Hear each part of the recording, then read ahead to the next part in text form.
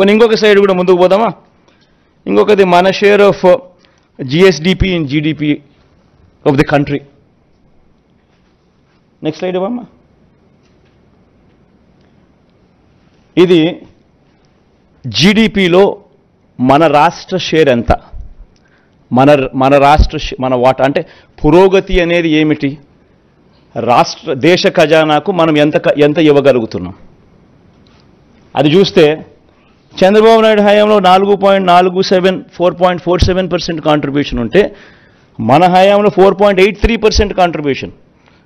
అంటే గ్రోత్ పెరిగి ఇంత డిఫికల్ట్ పీరియడ్లో కోవిడ్ ఉన్న సమయంలో కూడా గ్రోత్ పెరిగి రాష్ట్ర గ్రోత్ పెరిగి దేశానికి మనం కాంట్రిబ్యూట్ చేస్తాన్న దాంట్లో 4.83% వర్సెస్ 4.47% చంద్రబాబు నాయుడు రెజ్యూమ్.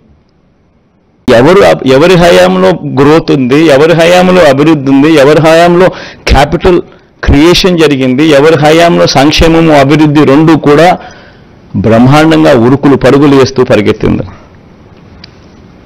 ఇంకొకటి చూద్దామా? ఇంకోటి అంటాడు జగన్ ట్యాక్స్లు ఎక్కువ వేస్తా ఉన్నాడు, ఇక్కడేమో జగన్ ఏమో ఒక పక్క ఇస్తాడు మరో పక్క ట్యాక్సులతో బాధేస్తాడు అని చెప్పి ఇంకొక మాట కూడా మన మీద మాట్లాడతారు. అది చూద్దామా? పోనీ tax burden as a percentage of GSDP. Chandrababu Naidu హయాంలో tax burden as a percentage of GSDP చూస్తే 6.57% అయితే జగన్ హయాంలో అది 6.35%. మరి ఎవరి హయాంలో ఎవరు ట్యాక్సులతో బాధారయ్యా? ఇవన్నీ కూడా సోర్సెస్, ఇవన్నీ కూడా కనిపించే సోర్సులు. ఆర్బీఐలు, కాగులు, స్టేట్ బడ్జెట్ డాక్యుమెంట్స్, అన్ని చోట్ల ఇవన్నీ కనిపించే డాక్యుమెంట్స్ ఇవన్నీ.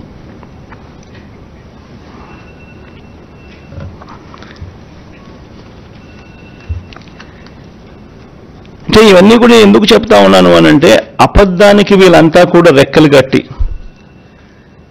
వీళ్ళంతా ఏ మాదిరిగా దాన్ని మోసం చేయడానికి అడుగులు ముందుకు వేస్తూ ఉన్నారు. ఇది ధర్మమేనా అని ప్రతి ఒక్కరూ కూడా ఆలోచన చేయాలి కాబట్టి చేస్తా ఉన్నా.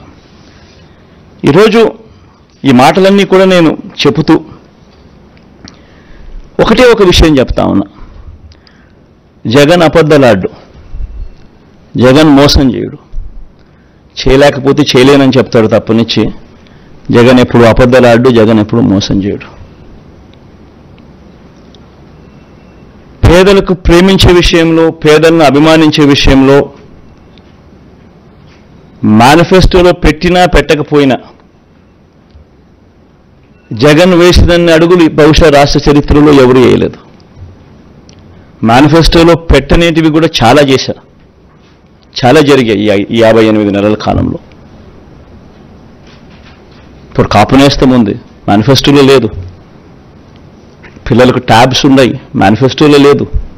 ఈబీసీ నేస్తం ఉంది, మేనిఫెస్టోలో లేదు.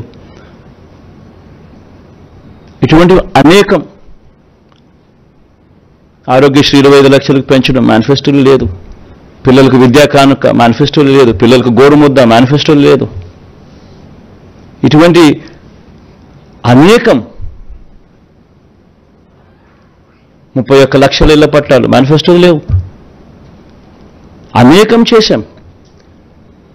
సో ప్రతి ఒక్కరికి కూడా నేను ఈ సందర్భంగా నేను మనవి చేసేది ఒకటే, ఈరోజు ఉన్న పరిస్థితుల దృష్ట్యా ఏ మేరకు చేయగలుగుతామో ఆ మేరకు నేను చెప్పగలుగుతున్నా. అబద్ధాలతో చంద్రబాబుతో నేను పోటీ పడదలుచుకోలేదు.